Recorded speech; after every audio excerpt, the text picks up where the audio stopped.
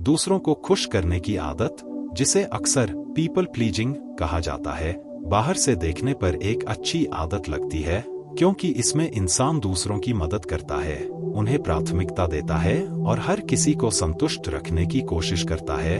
लेकिन जब यह आदत हद से ज्यादा बढ़ जाती है तो यही चीज इंसान की सबसे बड़ी कमजोरी बन जाती है, क्योंकि वह धीरे धीरे अपनी खुशी, अपनी जरूरतें और अपनी पहचान तक खो देता है। और सबसे दुखद बात यह होती है कि जितना ज्यादा वह दूसरों को खुश करने की कोशिश करता है, उतना ही लोग उसकी कदर कम करने लगते हैं। इसलिए इस आदत को समझना और समय रहते इसे बदलना बहुत जरूरी है। सबसे पहले यह समझना जरूरी है कि लोग दूसरों को खुश करने की आदत क्यों विकसित करते हैं। इसके पीछे अक्सर बचपन के अनुभव, अस्वीकृति का डर, अकेलेपन का भय और दूसरों की स्वीकृति पाने की इच्छा होती है। कई लोग यह मान लेते हैं कि अगर वे ना कहेंगे तो लोग उन्हें छोड़ देंगे, उनसे नाराज हो जाएंगे या उन्हें गलत समझेंगे। इसलिए वे हर बार हाँ कह देते हैं, चाहे उनका मन हो या न हो, और यही आदत धीरे धीरे उनकी पहचान बन जाती है। इस आदत को छोड़ने का पहला कदम है अपनी कीमत को समझना, क्योंकि जब तक आप खुद को महत्व नहीं देंगे तब तक आप हमेशा दूसरों को खुद से ऊपर रखते रहेंगे। आपको यह समझना होगा कि आपकी भावनाएं, आपका समय और आपकी ऊर्जा भी उतनी ही महत्वपूर्ण है जितनी किसी और की, और आपको हर किसी को खुश करने की जिम्मेदारी नहीं दी गई है। दूसरा कदम है ना कहना सीखना, जो कि शुरुआत में बहुत मुश्किल लगता है, क्योंकि आपको डर होता है कि सामने वाला क्या सोचेगा।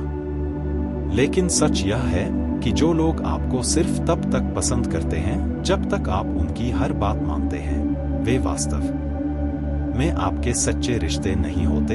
इसलिए ना कहना एक जरूरी कौशल है जो आपको अपने जीवन का नियंत्रण वापस देता है। आप इसे धीरे धीरे सीख सकते हैं, जैसे कि सीधे मना करने के बजाय विनम्रता से अपनी स्थिति समझाना, लेकिन अपने निर्णय पर टिके रहना। तीसरा कदम है अपनी सीमाएं तय करना, क्योंकि बिना सीमाओं के कोई भी रिश्ता स्वस्थ नहीं रह सकता। अगर आप हर समय उपलब्ध रहते हैं, हर किसी की समस्या को अपना समझते हैं और हर समय दूसरों के लिए खुद को बदलते रहते हैं, तो लोग इसे आपकी मजबूरी समझने लगते हैं। लेकिन जब आप अपनी सीमाएं स्पष्ट कर देते हैं कि आप कब, कितना और किस हद तक मदद कर सकते हैं, तो लोग भी आपको उसी नजर से देखने लगते हैं। चौथा कदम है दूसरों की राय से खुद को अलग करना, क्योंकि पीपल प्लीजिंग का एक बड़ा कारण यह होता है कि हम अपनी पहचान को दूसरों की राय के आधार पर तय करने लगते हैं। अगर कोई हमारी तारीफ करता है तो हम खुश हो जाते हैं, और अगर कोई हमें नापसंद करता है तो हम टूट जाते हैं। लेकिन असली स्वतंत्रता तब मिलती है जब आप खुद को दूसरों की राय से अलग कर लेते हैं और यह समझते हैं कि हर व्यक्ति की सोच अलग होती है और हर किसी को खुश करना असंभव है। पांचवा कदम है अपनी प्राथमिकताओं को स्पष्ट करना। जब आप यह जानते हैं कि आपके लिए सबसे महत्वपूर्ण क्या है, आपका समय, आपका स्वास्थ्य, आपका करियर या आपकी मानसिक शांति, तो आप अपने निर्णय उसी आधार पर लेने लगते हैं, और फिर आपको हर किसी को खुश करने की जरूरत महसूस नहीं होती, क्योंकि आप जानते हैं कि आपको किस दिशा में जाना है। छठा कदम है अपराध बोध यानी गिल्ट को छोड़ना, क्योंकि जब आप ना कहना शुरू करते हैं या अपनी जरूरतों को प्राथमिकता देते हैं, तो शुरुआत में आपको अपराध बोध महसूस हो सकता है। आपको लग सकता है कि आप स्वार्थी हो रहे हैं, लेकिन यह समझना जरूरी है कि खुद का ख्याल रखना स्वार्थ नहीं होता, बल्कि यह एक स्वस्थ और जरूरी आदत है।